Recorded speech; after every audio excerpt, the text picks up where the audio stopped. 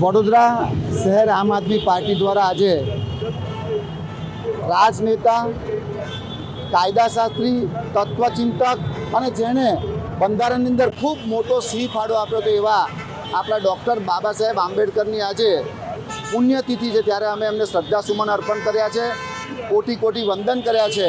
પરંતુ તમે જુઓ કે આ વડોદરા મહાનગરપાલિકા દ્વારા ક્યાંક ને ક્યાંક ચૂક રહી ગઈ છે.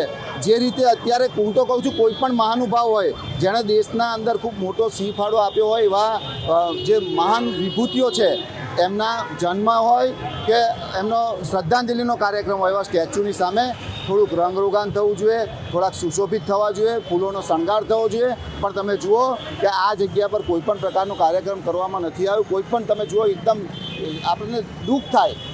અને બાબા સાહેબ આંબેડકર તો વડોદરાની અંદર રહેલા છે, તો સ્વાભાવિક છે કે એમનો નાતો છે, ત્યારે આ બાબતનું ધ્યાન વડોદરા મહાનગરપાલિકાએ અને શાસક પક્ષે રાખવું જોઈએ.